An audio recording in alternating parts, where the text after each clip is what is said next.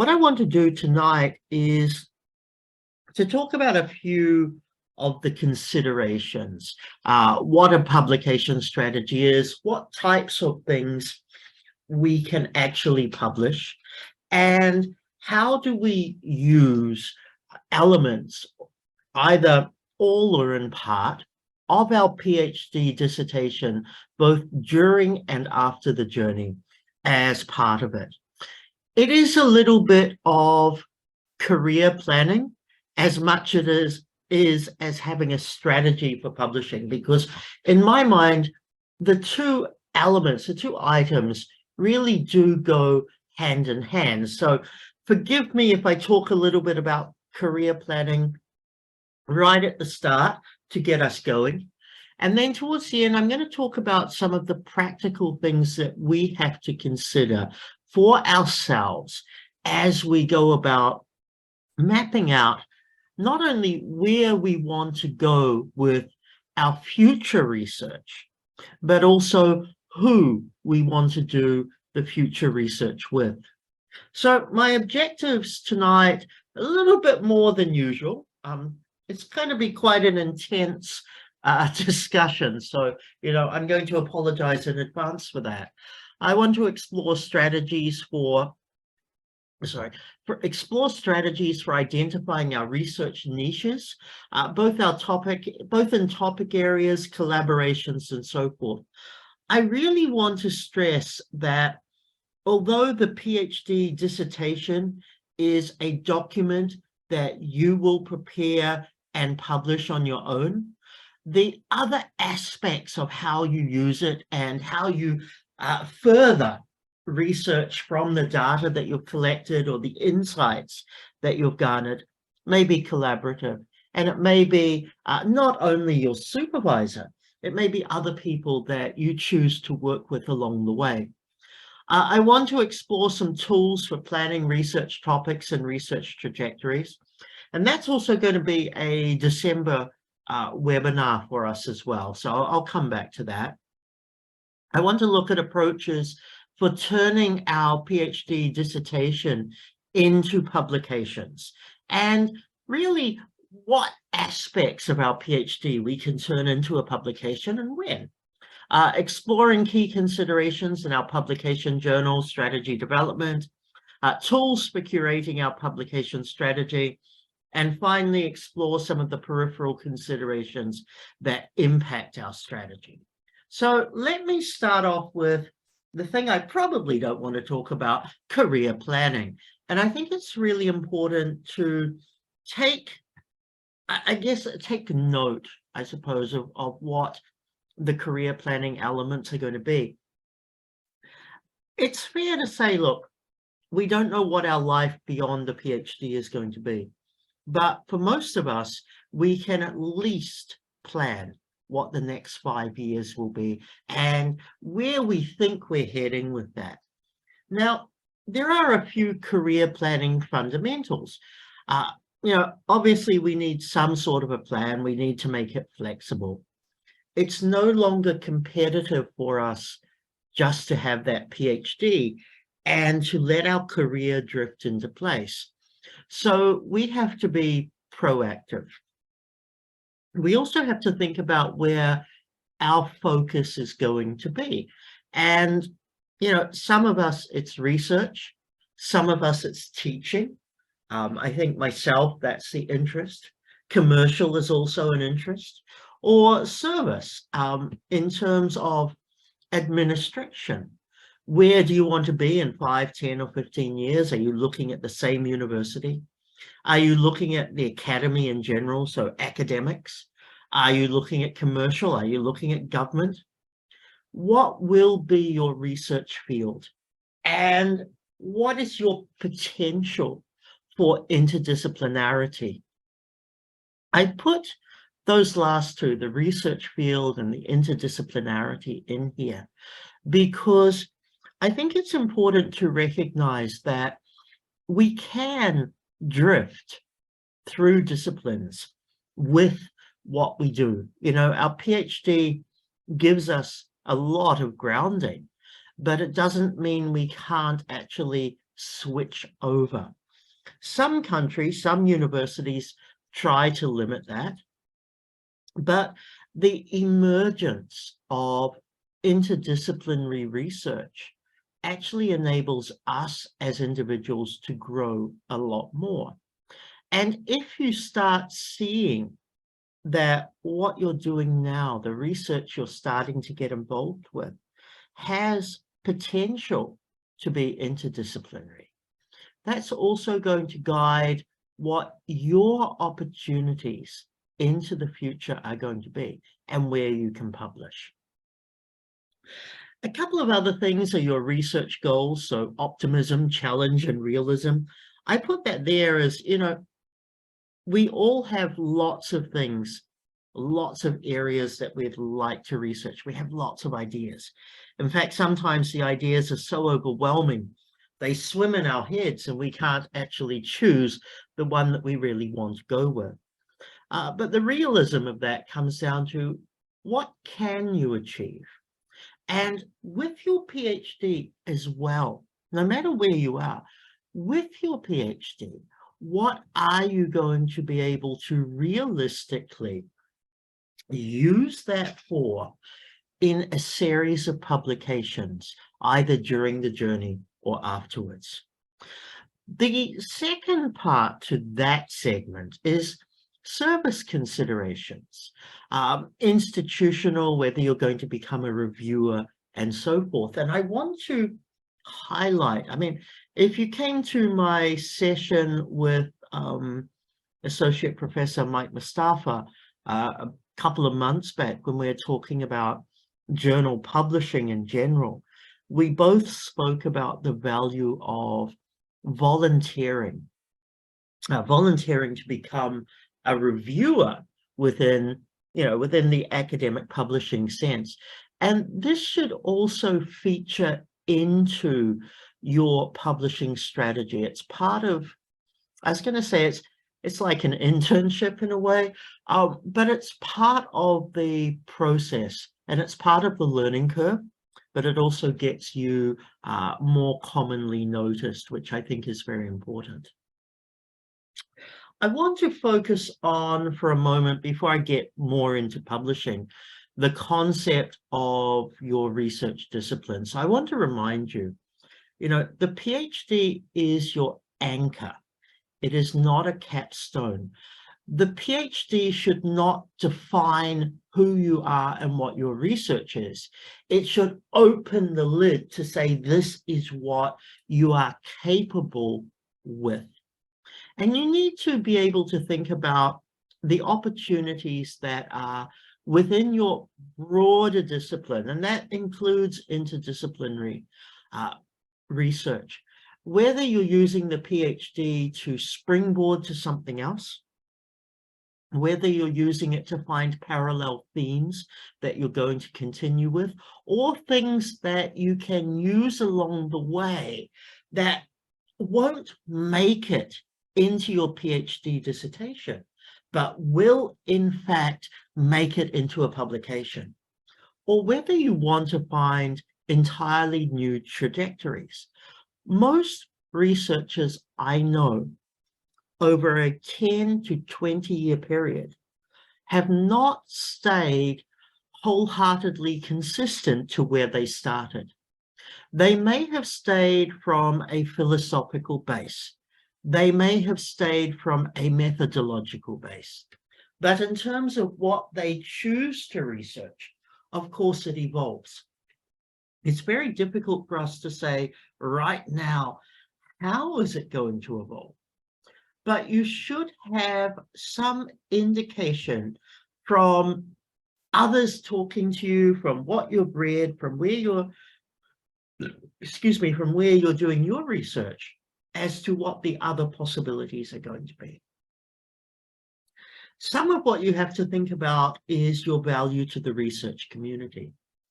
Often when we look at our PhD, we try to focus on the value of that one piece of research, whereas what we should be doing is focusing on what can we bring as emerging researchers, as new researchers, what can we bring to the table in the research community for the future?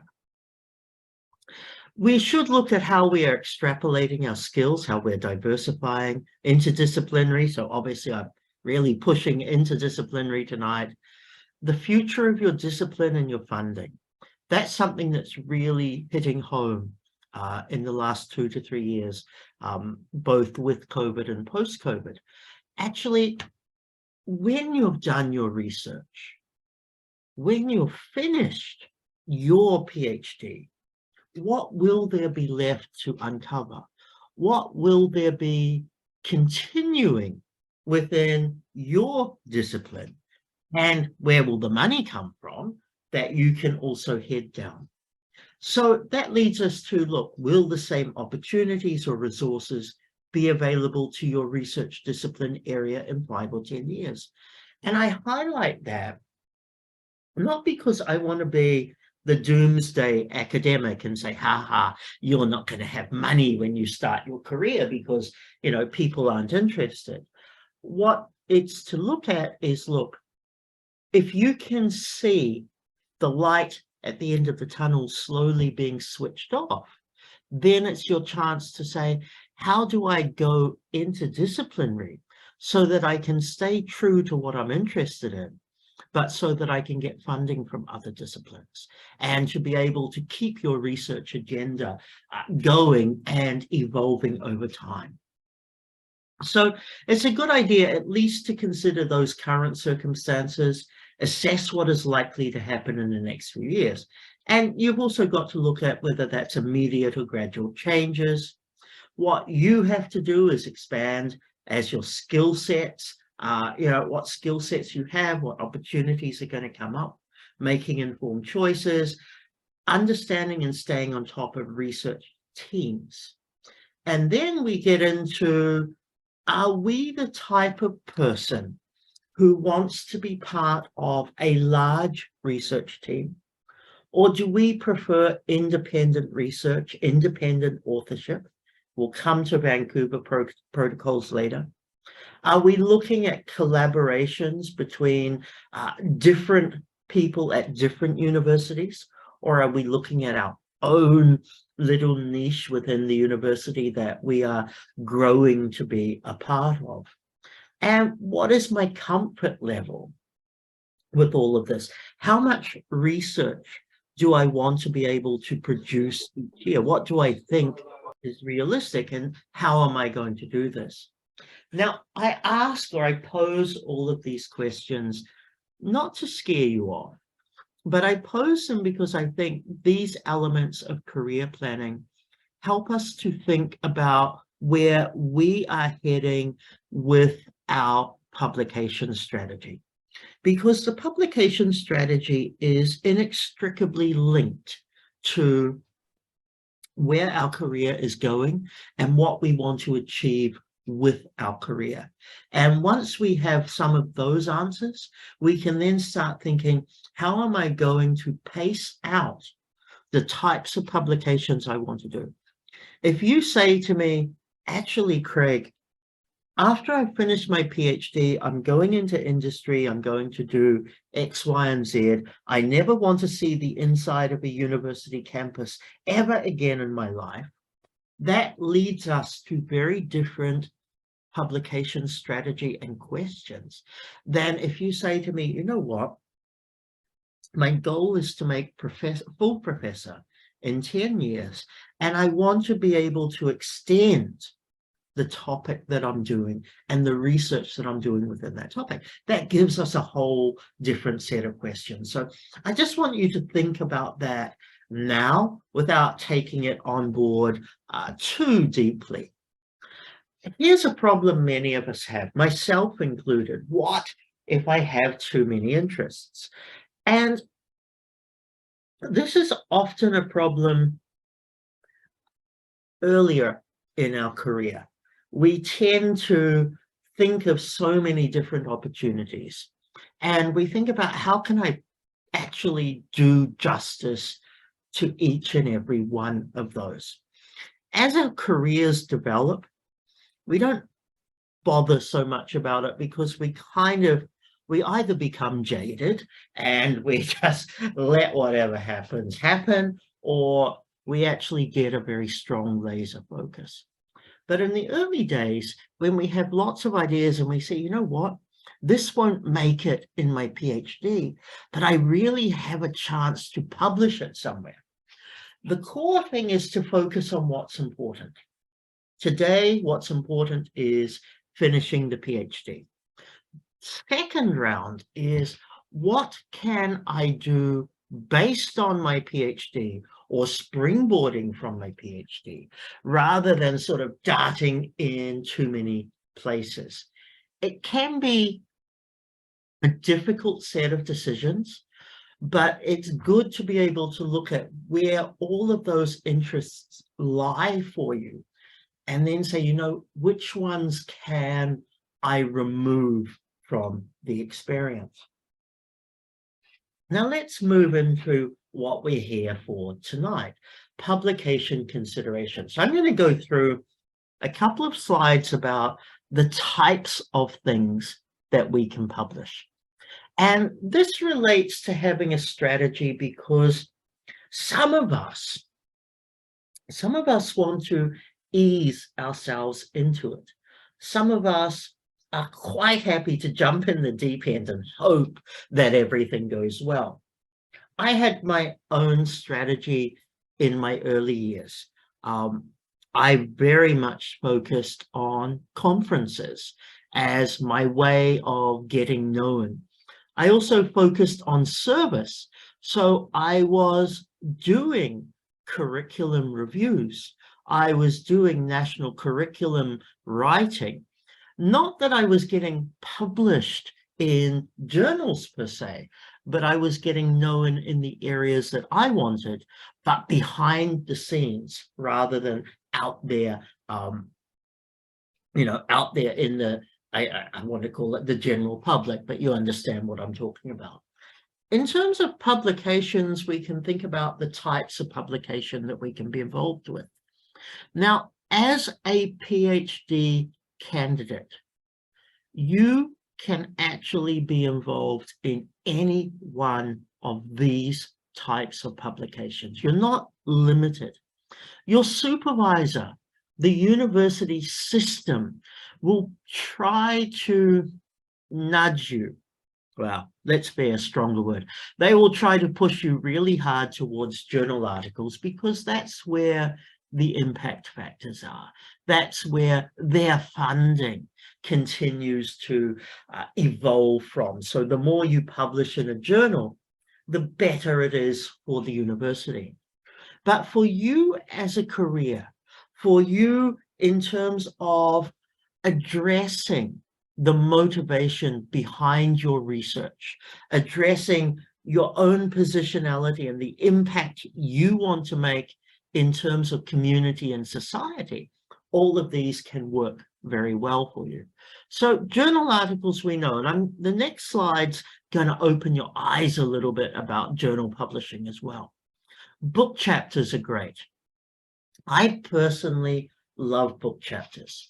A monograph, the third one, a book in itself on your research is really great, but the truth is it's not going to make a lot of sales. You know, you take a look at some of these books that are behind me, they've probably sold 1,000 copies worldwide. Now imagine spending a whole year writing a book and all you do is sell 1,000 copies. It's kind of devastating in a way. Book chapters, you don't spend that much time. You get a wider variety because, you know, publishing houses like Routledge and so forth, they want to put together those readers, 20 different chapters from 20 fantastic researchers globally. It's a chance for emerging researchers to actually have a part of a book that can be used. You can also write textbooks. Now I put it in there because that's actually something that I did. Because of what I was involved with in the curriculum side of things, as well as my own research, there was an opportunity to write textbooks for university level. And that actually helped pay the bills, basically. It's a different type of writing, but the reason why I want to put it in here as an example is not so you can say, well, you know, Craig did it, I can do it too. But writing textbooks is a very different audience. It also gives you an opportunity to have a different impact. And surprisingly, it is not as hard as writing journal articles. Now, I want to come back, you know, I want to circle back to this because this is the softly approach versus jumping in the deep end. Sometimes we want to do something significant, but we don't have, I don't know whether you want to call it courage, guts, whatever, time maybe. We don't have the energy even to do certain things. So we might want to start with something that's a little bit easier, that maybe is not so time dependent before we move into other things. It also helps set you up in terms of your career. If being an academic is something for your career, but you recognize that you want to have a teaching involvement, textbooks are going to really guarantee that that's where you are going to be able to start, which means you can have a slightly reduced research profile while you're feeling your way post-PhD. If we are working on some really interesting research and we want to be seen as thought leaders, or we want to get small elements, small pieces of our research out there, doing media articles is really good. And this is where you might write a letter to the editor. You might write an article and send it to an editor at a newspaper and say, look, I've been working on this. This is a commentary on something that's happening. The difficulty with this is media stuff is usually very time sensitive. So if something happens today, you know, we're talking about in Malaysia, we're talking about the elections, we're talking about the failure of the train system within, you know, a world global capital city. We can't be writing about it in 3 weeks' time. We have to write about it now. But media pieces help to get our information out there. They help us to get the latest thinking and the latest results from our research. More importantly, part of the strategy is also about visibility of you as a researcher, not because you're going to attract future students, but because you want to be recognized as, I'm going to call it thought leader, an expert within your area. And you're going to want to make sure, well, some of us are going to want to make sure that others see us and others recognize that we are making a contribution. That gives us chances for further collaborations. Now, it's very unwise if you are planning an academic career to ignore media engagement. The opportunity to write things for the media gives you soft waters that you can test, that you can see what sort of ideas, responses, I should say as well, other people are bringing to your work. But it gives you more than anything an opportunity for potential collaborators, future employers to say, you know what, I like what this person is writing. How can I get them into my university? Or how can I get them? I like their thinking. How can I get them into my organization? You might also do white papers. That's something that I've done quite a bit of over the years. And that's really private research. It doesn't get published. It gets used for organizations, so it's often paid, but it's a way of developing our confidence in writing. It's also a way of getting our research out there to very targeted very specific audiences. Rather, journal articles give us an academic audience. White papers give us a community, a business, an NGO audience. So it's very specific, and often the two don't overlap. But our job as researchers is finding ways to communicate to all of those stakeholders that we have as part of our research topic.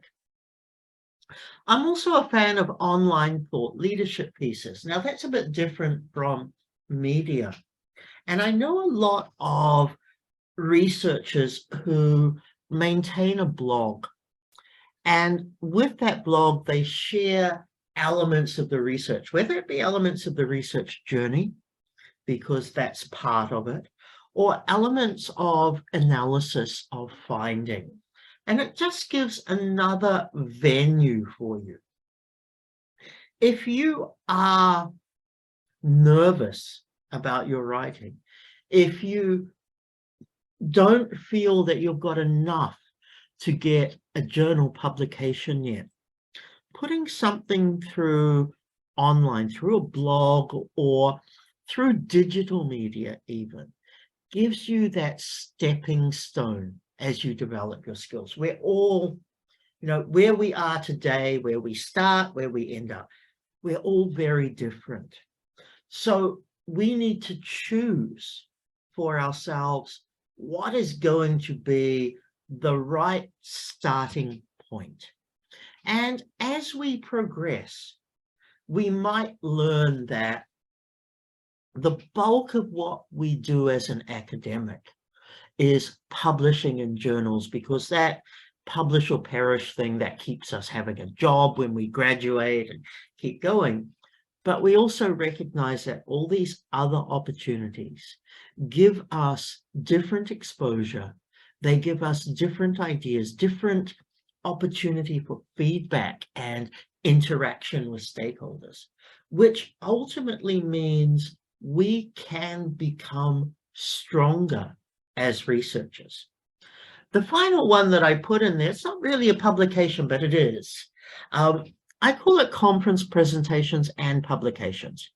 Presenting at conferences is great, whether it be a conference paper, whether you're fortunate enough to be invited to do a keynote or a guest presentation. Many of these conferences, a good quality conference, will always publish in some form of book with an ISBN number. They will publish the different papers. Now, they're not exactly massive impact or anything like that. They're still considered grey literature further down the track. But as your first few opportunities to get published and to feel your way through and see what sort of response people are giving your research, conference presentations and the publishing of all of those presentations in a book is actually really good. Now, all of this comes down to strategic planning. You've got to be able to say to yourself, you know what? My ability at this moment, and be realistic with yourself, but my ability at this moment is to do this, this, and this. This is what I can handle. You've then got to say, look, what can I do out of those? What can I realistically do at my stage of the PhD? And also, what can I do into the future based on this information so that I can proceed with that? So this is sort of the strategic planning. Understand yourself now. Understand where you're comfortable with your starting point. If you've already started, great. What's your next step? What are you comfortable with? What can you realistically do? But if you haven't published yet, what's going to be a really good starting point? Now, let me just move on to the next slide. Here we go. Actually, no, let me just say one more thing about this. As you're asking yourself what's realistic, a second thing to think about is, if I feel intimidated, for lack of a better word, sorry. I wanted to say uncomfortable, but that's, I've used that word too much. If I feel intimidated about publishing on my own, who can I collaborate with for publishing? Would it be my supervisor? Is there another PhD candidate I could do something with that works? Is there a mentor that I have that might be interested in doing? Is there someone else, another lecturer or another professor within my department or within my network of connections that would consider working with me on doing the first publication? If you are going to publish with someone else for the first time, it's always a benefit for you to publish with somebody or to write with somebody who's more experienced. You may only get second authorship. That's not really a big deal, especially for your first 1 or 2 publications, but you'll get to benefit from their experience, their professional experience of having published previously. So some of us might say, you know what, I want to publish with a certain person in my department. They're open to the idea. I'm happy to let them be the first author and I'll be the second author because I know that they're going to get us through. Now, I have a friend who did exactly this strategy. His first 5 or 6 publications were with his supervisor. And I asked him once, why don't you want to publish on your own? And his response was, even though we go through peer review, it's very obvious that the first author was my supervisor, and he's very famous. Nothing gets rejected. And true to form, they all got published. So in respect of that, that was part of his strategy. In order to get his name out there, and he now does single author publications in journals and in media, but in order to get his name out there, he piggybacked on somebody who was more experienced. Now, that opened up the connections, that got him invitations to be reviewer for different publications. People had never heard of him before, but all of a sudden the association was there. So that's also part of not only the type of publication, but part of the thinking strategy that you can engage with to help you achieve those goals. Now, I'm going to talk about journal articles for a couple of minutes, and I want to do this because, I talk about having that soft, easy approach in versus having that sort of dive in the deep end.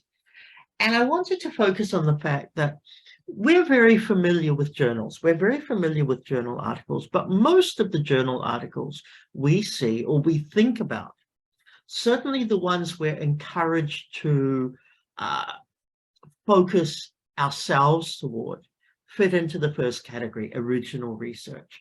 We're writing about our research, our results. We're doing it to a particular style.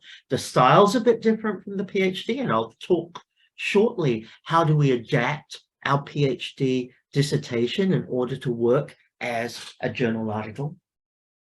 But at the end of the day, if we want another approach into a journal, maybe our first or second article only, we want another approach into our journal, we actually have a range of types of articles that we can do.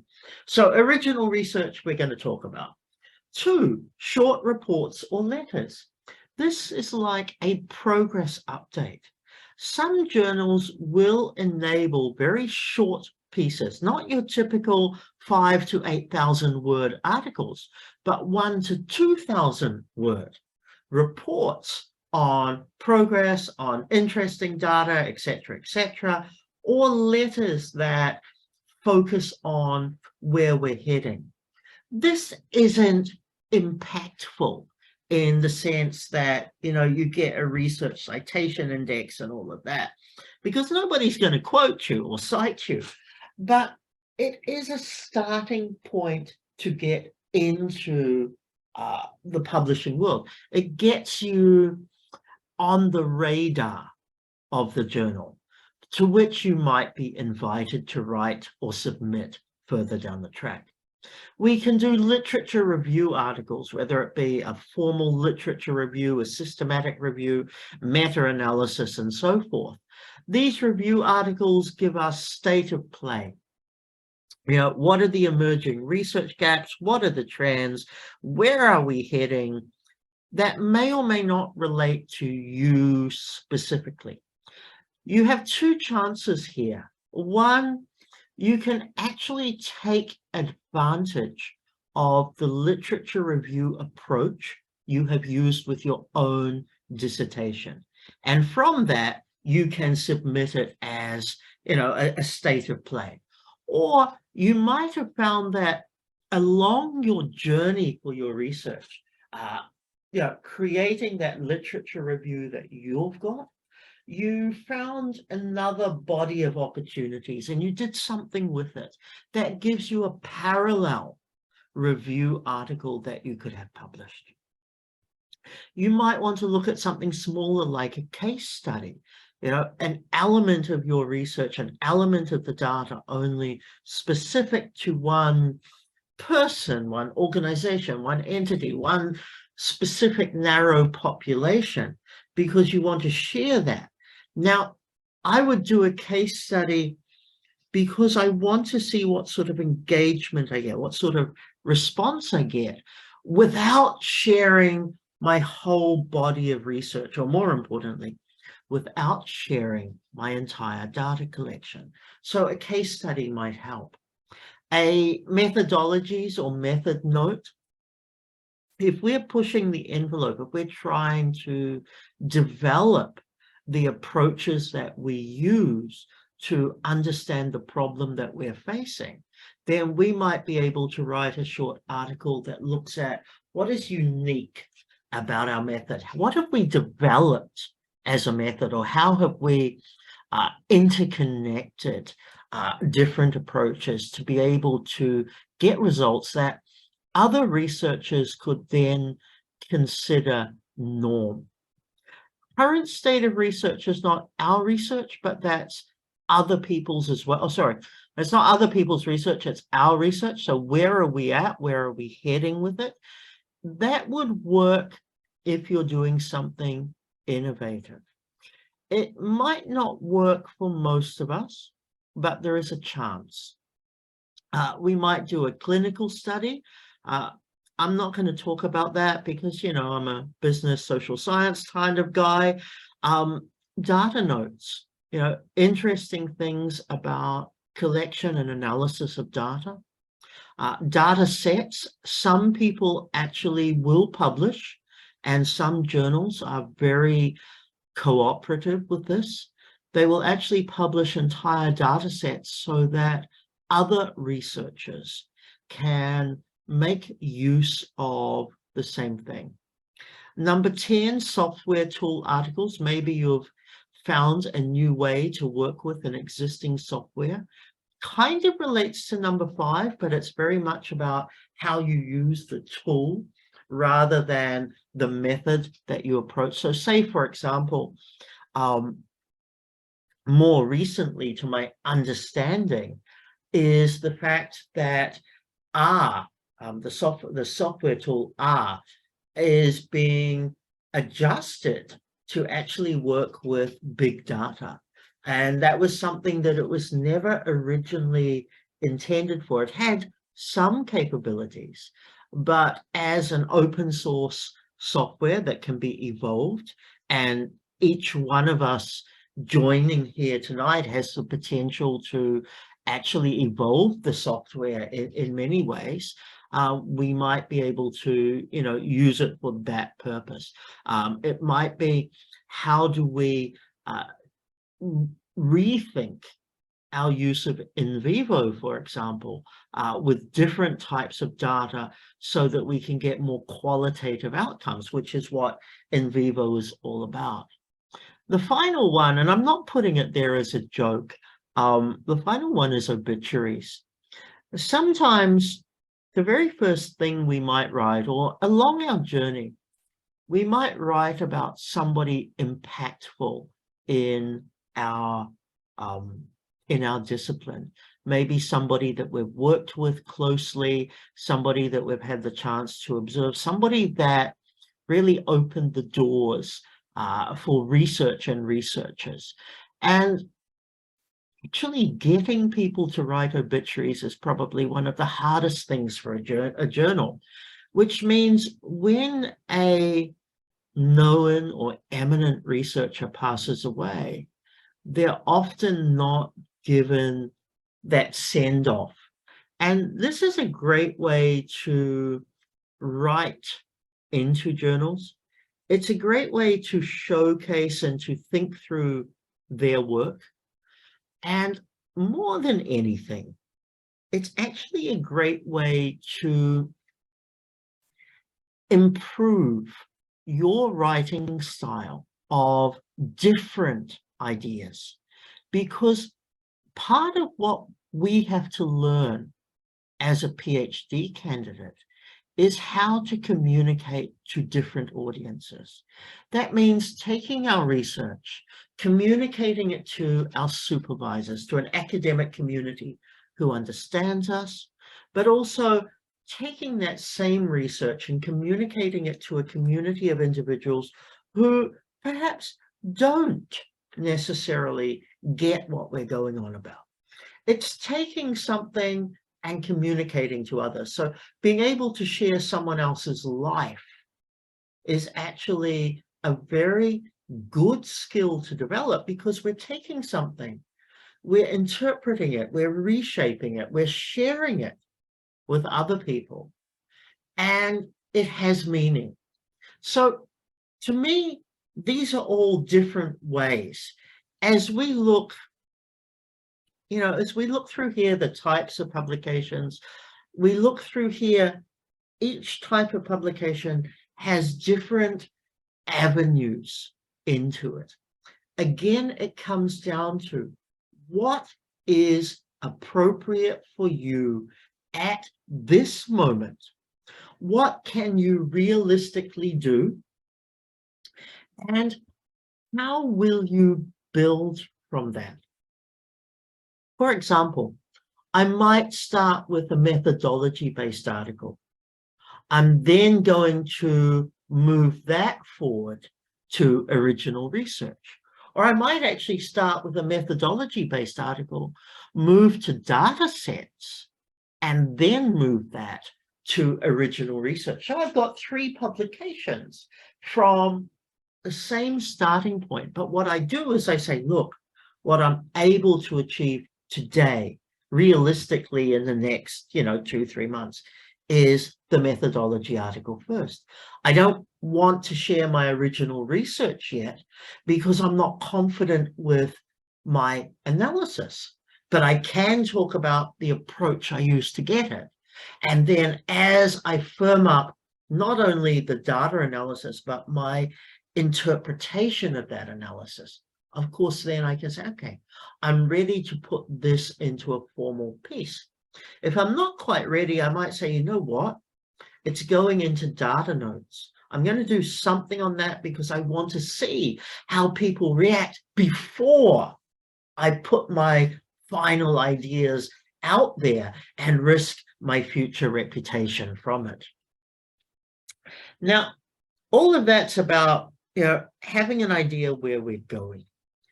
We're all working on our PhD right now. And what we have to think about is, how do we take what we've got with our PhD, our dissertation, whether it is complete or still in progress, how we evolve and extract from our dissertation and create articles. So this might be, are we creating a general research piece? Are we creating a lit review piece? Are we creating a methodology piece? I'm going to go through every part of our dissertation and just show how we convert it from a dissertation that's for our supervisor and examiners, to a publishable piece of work. So often it's going to be the first step. What we have to think about is the fact that we have a different audience. We have different standards and different needs. So your dissertation itself in a journal is very different. What can we get out of our PhD, either during or after, because the PhD has a shelf life while you're enrolled. To convert it, you get maybe 1 year after submission. If you wait too long after the submission of your PhD to turn it into any number of articles, recognize that your data and your impact has become old. So don't leave it more than a year or so. Depending on your subject, some you might get it further.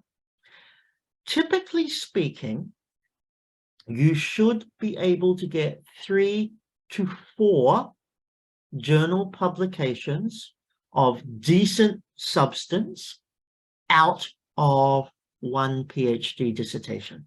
Some people can get a lot more, 8 or 9 is a possibility, especially if you have a very large or complicated data set, which enables you to split the data into different things. I'll come to that in a moment. You have the opportunity to get more, but some of the publication opportunities you get are going to be the literature review, the state of play, the methodology innovations, the results and analyses. Now, this is where I say it can be multiple. If you've got 4 themes in your research and your PhD is bringing them together, your research articles, your journal articles, you've got 4 journal articles because each journal article need only cover one theme. The relationship between your dissertation and an article is the article picks and chooses singular elements out of that dissertation, which means if those 4 themes exist, you have 4 articles already there. It also means that by combining or analyzing differences, you might actually get 6 articles out of that same thing. In your dissertation, you have to bring it all together, tie it up and say, this is what we see. But in the journal publishing, you can actually pick and choose and treat things differently. It means that you might have found something interesting in your PhD that became a couple of paragraphs only in your chapter 4 and your chapter 5. But you also knew that the data meant with a little bit of extra work, you could actually make it bigger. So there's ways to extrapolate, to reconfigure, and to utilize this. And you might be able to get a conceptual paper.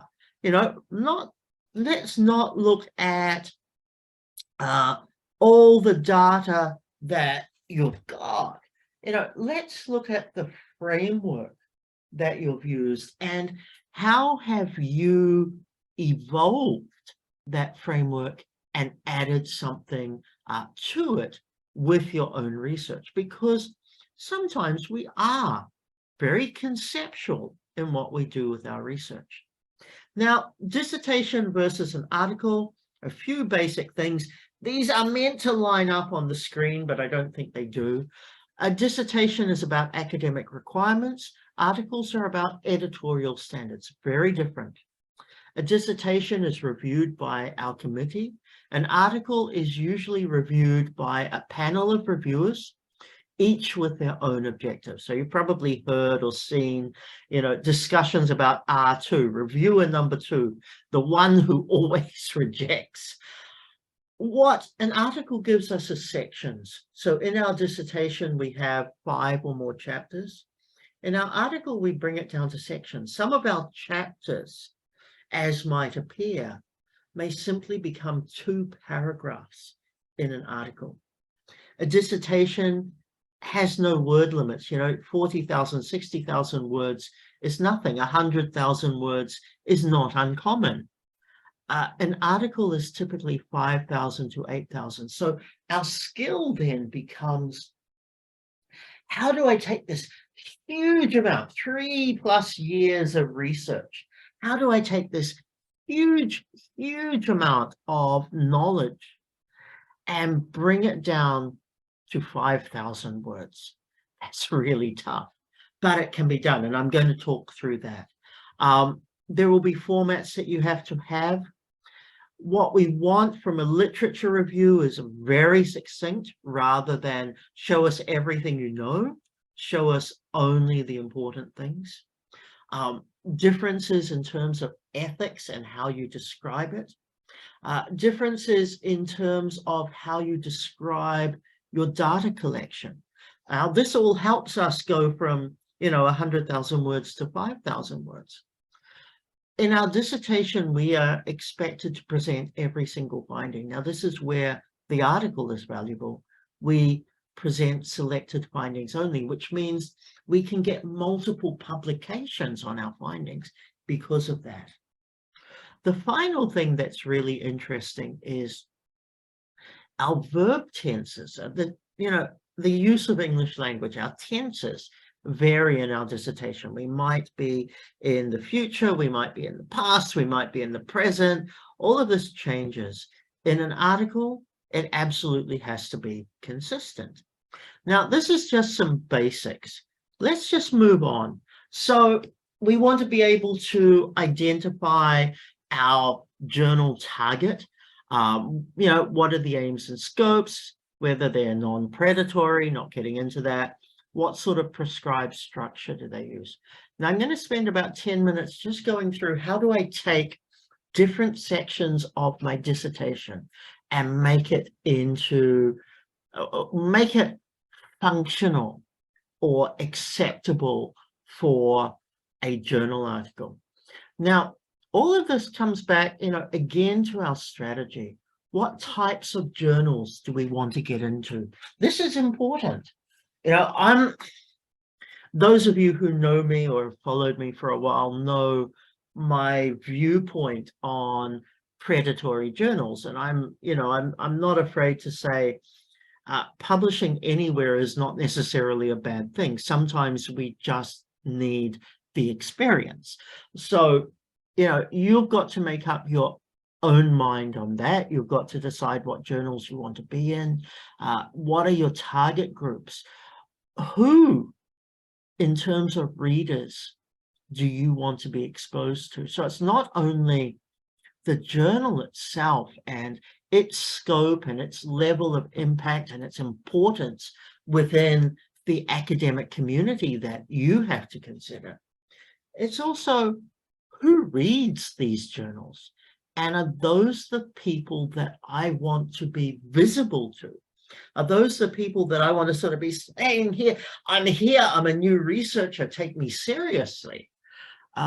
Who do you want to read the work that you're doing? So that becomes part of the strategy that you have to think about. The first thing is we really have to shorten the length of our dissertation. So journal articles obviously are shorter.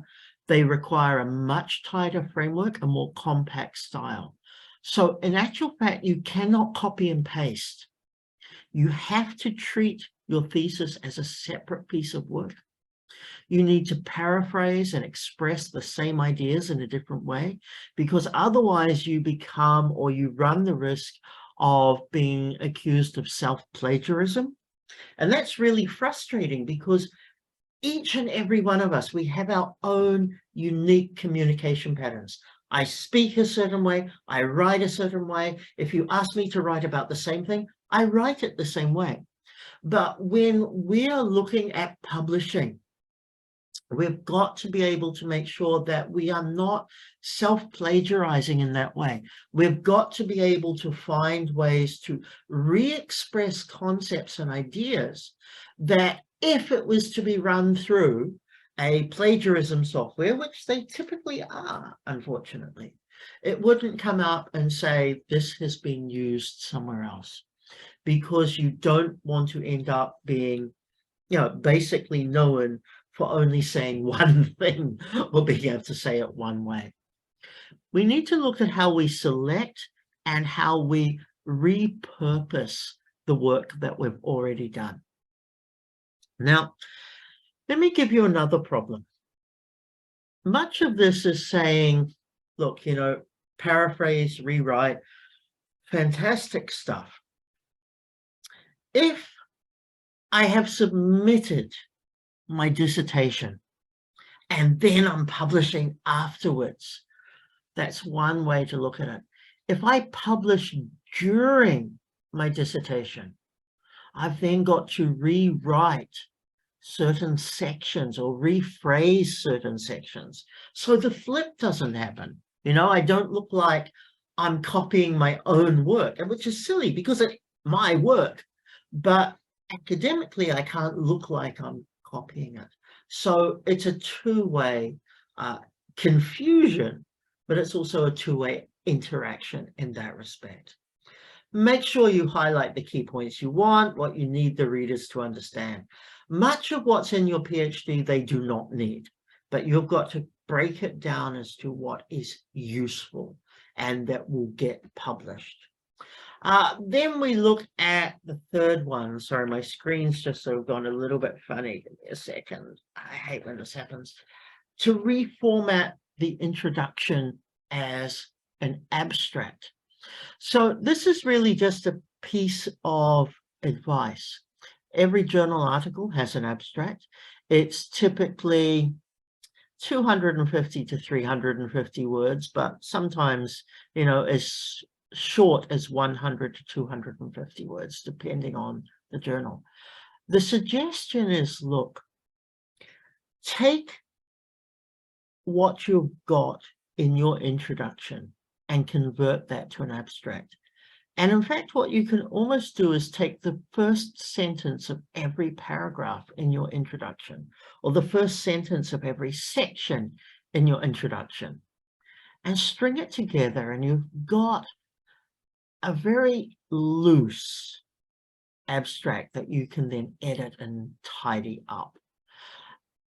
Writing an abstract is going to depend on what type of article you do. So when I come back to here, if it's a methodological article, then you're only going to focus on the methodology section. But you can still take that same principle and build the structure of it from that. Modify your introduction for sure. So make sure it's concise first, keep it short, straight to the point. Use or refer to, I should say, at least 3 previously published papers from the target journal. Use those as a template. You have a lot of free rein in your PhD, in your dissertation. You don't have the same free rein in a journal article. So look at other people's papers as the templates for you to write through. Now, your dissertation might have gone through to more than one research question or more than one hypothesis. Here's again where you get the opportunity for more than one article. You either combine these together or you focus on one only for your specific article. Tighten your method section. So in your method section, you may have 20 pages, maybe more. In your typical journal article, you need to bring that down to 3 to 4 paragraphs. So if you're writing a general research, looking at your findings, looking at your answers, you really bring it down. Nobody's excited by your method from an article unless you're telling us about a whole new method. So it's keep it succinct. Again, I always say the PhD, the dissertation methods chapter is about showing that you can, or showing somebody else how to replicate your research. In an article, It's simply a quick overview of how, and if they want to replicate it, let them email you. Now, notice, every journal is different, so we have to think about that. Report your main findings in the results. So present the findings relevant to the research question that you're addressing. If you did an exploratory analysis, make sure you provide concise statements of the findings. For number 7, ensure discussion is clear and concise. So just begin with the interpretation. What is it that we have learned from your research? We don't want the discussion. We simply want what you think. That's it. Get to the point. Done. We don't want repeated results. All you're doing is situating, findings to the literature. How does your findings, or how does your findings expand our perspective of understanding? And very briefly, future studies that could build on your work or address the limitations. So it's very, very narrow. Again, you're cutting down from somewhere between 60 to 100,000 words to between 5,000 and 8,000. Limit the number of references. So journals may limit this, but you need to choose the most relevant and the most recent. And okay, obviously the formatting. Now, some golden rules. Keep in mind the interest and expertise of the readers. So it's different from your supervisors in universities, which means the choice of words you use, the types of ideas that you express is going to be different. It is, in effect, a whole different style of writing. So you have to make sure that you can adjust for that. The journal will give you a guide in terms of formatting, word count, references. Always consult an experienced author before submitting. And I'm putting in not just a faculty mentor. Find somebody who really has published well and say to them, look, how does this stack up holistically before you submit it? Because reviewers are nasty people, and unless you have a thick skin, they'll come back and bite you. So it's a really good idea to get somebody else who's been through it to be able to give you feedback before you send it through. Native language editing. If you are writing in a language if you are intending to publish in a language other than your native language, whether that be English, whether it be German, whether it be Swahili, doesn't matter. Always get someone who is a native of that language to go through and to make sure that the nuances come through well. Present content that's current, clear, practical, meaningful. Emphasize what is new in order to justify. So it's answering the so what is happening question. And use language that can be interpreted from a scientific perspective and that's free of bias. Now, these are guidelines on how to write or how to convert your PhD dissertation into articles. It's really important that as you progress with your dissertation, you can identify for yourself just what is publishable. You've got to look at it and you've got to say, this isn't enough. That's okay. Just move on. Work with what you've got. Work with what can I take that didn't make it into my PhD, but is thematically related that I can write about. Maybe there was a spin-off that you discovered that you didn't put in the scope of the doctorate, but you can certainly get a 5,000 word article that is credible from that experience as well.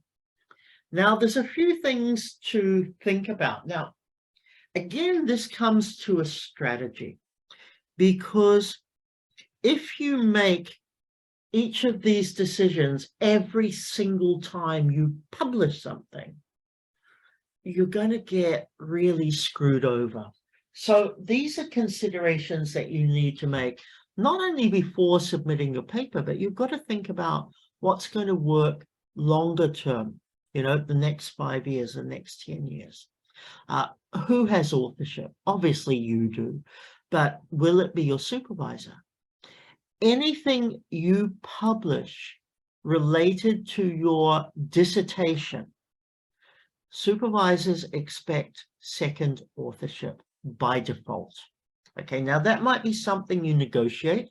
Some might say, I don't really care, but it's typical convention that supervisors get second authorship.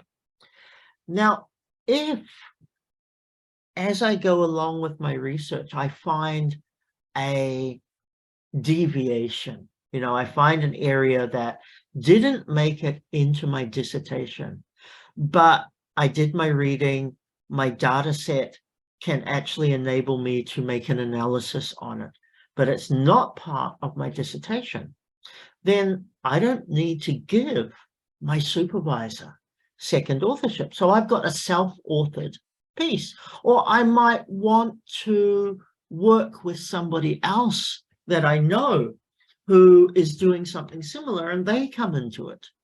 But then I've got to ask, does their supervisor have to be involved? And what is the order of authorship? Now, as you develop your career, authorship position, the rules, the regulations, the different cultural approaches to authorship become incredibly important. Nobody wants to be last author because everybody knows they didn't do anything, or they just said, "Ooh, that's a pretty diagram. Good, go for it." So everybody's gunning for that first authorship or self-authorship position. So keep that in mind. Don't let your supervisor bully you to giving them first authorship. Okay, if like in my friend's case, you can see actually there's an advantage, by all means. But if you're doing 4 publications and your supervisor is saying, I want first authorship, I want first authorship, you need to, you know, effectively stand up and say, I tell you what, you can have 2 first authorships and I'm having 2 first authorships. So you need to negotiate that relationship. Now, the strategy there is, one, you're getting known, you're getting that exposure because their connections themselves are going to be, you know, increasingly important for you. But at the end of the day, you've got to choose which article is going to be stronger for your reputation, and therefore which article or articles do you want to make sure you retain that first authorship for, or the corresponding authorship, so that that helps your visibility, so that helps your credibility, sorry, that helps your credibility, because that's very important. So authorship, no matter which stage of your career you're at, you know, whether it's day one or you're a full professor, authorship is always going to be a contentious issue, and it's always going to be something that academics and research students fight about. But you've got to look at strategically, how's it going to work? You know, are you taking advantage of somebody else's reputation? But then how do you make sure that you come on top of that? Second question before key issue really is copyright. So when you write a dissertation, even though you wrote it and it's yours, in many cases, your university owns copyright. So you've got to look at whether the copyright is with you, with your institution. Maybe you received a grant or a scholarship. Sorry, forgot the word. Maybe you received a grant or a scholarship. Do they have rights over data sets? Do they have rights over content, etc.? If you're breaking down your dissertation and you're using it for a journal, who has the rights? if you publish in a journal before you publish the dissertation, have you given the copyright to the journal publisher, which means there are going to be issues for you to overcome when you publish your dissertation. So all of that's very important. Don't ever sign away copyright on something that has the potential to be used by you a little further down the track. So always spend time with that. Now, you know, it can be very exciting to be told that your publication has been accepted. That's always, you know, that's always a good thing, don't get me wrong. But if you are at all remotely unsure about the copyright issues, who has rights to future publications or utilization of it, again, go back to somebody who's significantly more experienced at publishing in journals. Talk to them, make sure, you know, the copyright provisions in your contract, because you will have a release, may only be one page, but there'll be copyright provisions in there.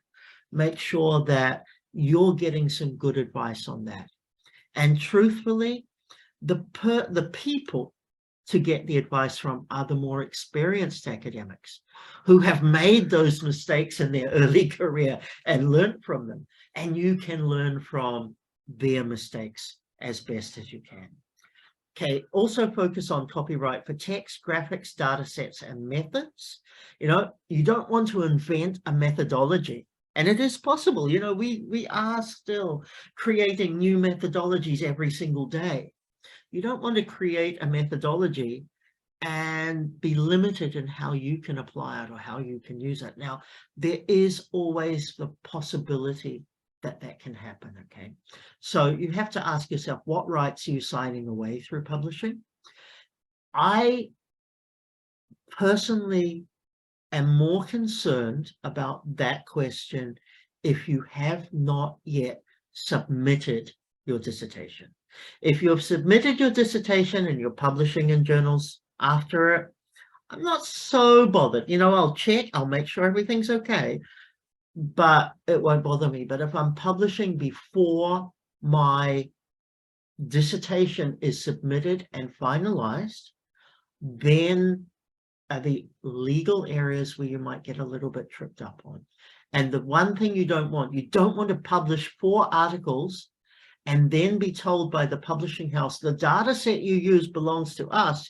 You may not use it in your PhD. And that has unfortunately happened.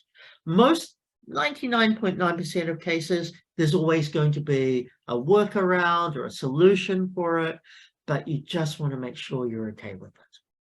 The next thing to think about is the publishing model. Are you going for traditional? Are you going for free of charge? Are you going for open access? So maybe you pay a publication fee, you retain the copyright, the article's freely available. All of these things you've got to decide. Now, this is part of a strategy because it impacts our impact factor. I'm not really great at talking about impact factors because personally, they've not been a feature of concern in my career, but for many, almost everybody else, of course, they are. At the end of the day, you've got to make sure that your publishing decision enhances your career trajectory, not detracts from it. So, you know, just make sure you're familiar with, you know, whether you're going for traditional, open model, whatever the publishing model is, make sure that's accepted within your broader discipline. Make sure that exposes you to the right people, gives you the visibility to the readers, to the academics, the researchers that you need. And filter that in. You might then say, look, I do not want to publish in these journals. And you may blacklist a list of journals, which is perfectly fine. But that's, again, that's part of your strategy. You know where you want to be. You know where you absolutely do not want to be at the same time. Now, I'm going to wrap up probably, let's give me maybe 10 minutes, maybe a bit less for this before Q&A. Some of the other important issues to consider, and I just realized I've kind of touched upon some of these very briefly anyway. Something to think about is the competing interests or the standards of reporting. You know, this is a case-by-case, publication-by-publication consideration. But on the long term, it's going to have implications as well, especially if from one research project, you're getting 2 or 3 or 4 articles or publications out of it.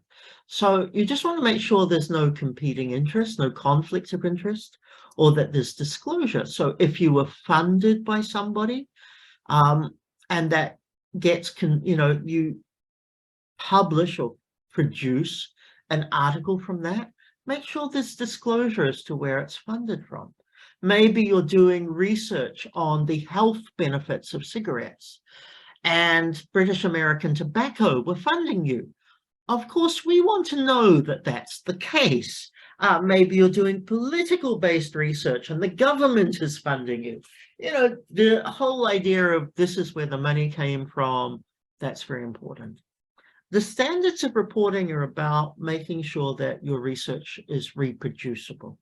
Now, I talked before about really shrinking down the methodology section, but at the end of the day, you've still got to communicate enough so that another researcher can come along and repeat what you did and hopefully get the same results. Now, co-authorship, we really did talk about previously.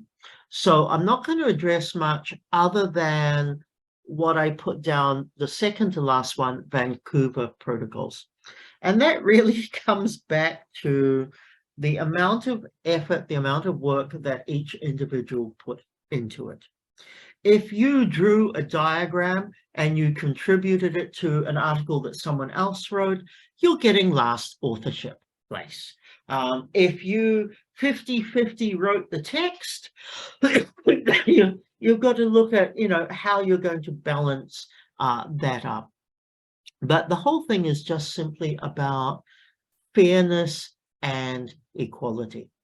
At the end of the day, the role your supervisor played in what you wrote is going to be reflected by where their position is along that line. Now, typically we, as early career academics, we might only have, a 2 or 3 co-authorship. So it'd be ourselves with one other or ourselves with 2 others. So it's not much. I have seen articles, the medical field is notorious for this. If you are an active researcher within a hospital and you publish in a medical journal, every doctor on staff in the hospital is listed alphabetically as a co-author. I have seen one paper with nearly 1,000 co-authors listed. Please try not to be that crazy because it is insane. If you engage in research where there's too many people, you are going to find that it impacts your rankings, it impacts your impact factor, but also it just gets confusing. You're better off getting each person to write a chapter of a book and you edit the book in that respect. So just think about, what those protocols are. Publishing contract and copyright. So I talked about that from, from a journal perspective. If you're doing books, it's also about how you're going to get paid, how copyright will be managed. Do you get royalties? Do you get copies? If you publish in a journal article, you might get 2 copies of the journal, for example, or you might be given 25 free electronic copies of your article to share with others.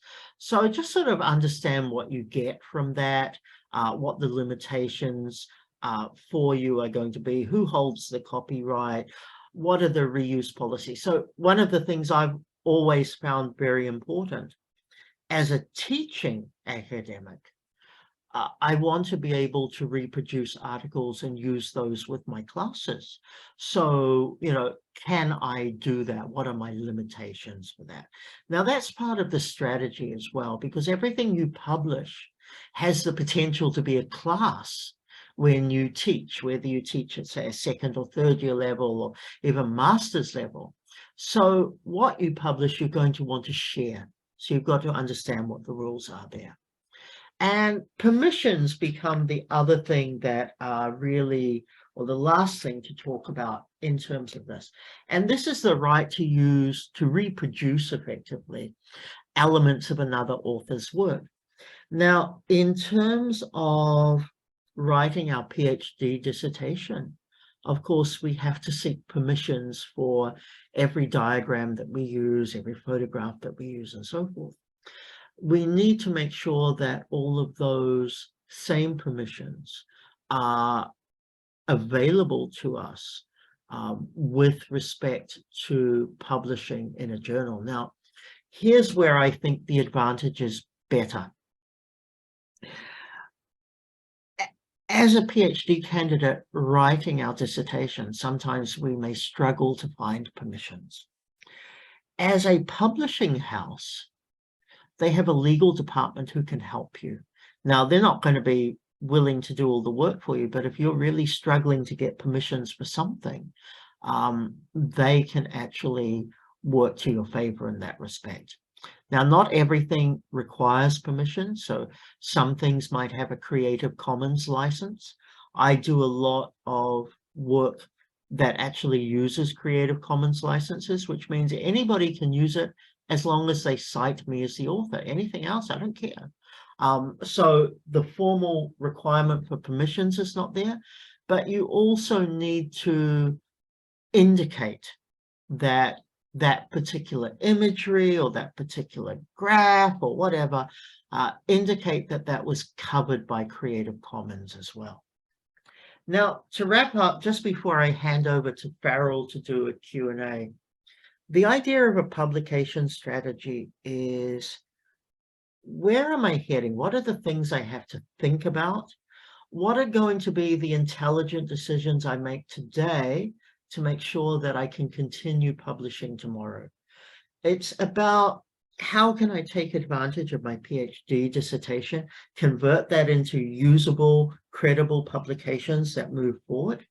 But also, how can I build a career trajectory from today for 5 years down the track? And how do I build my reputation associated with all of that? So I hope that what I've shared has given some ideas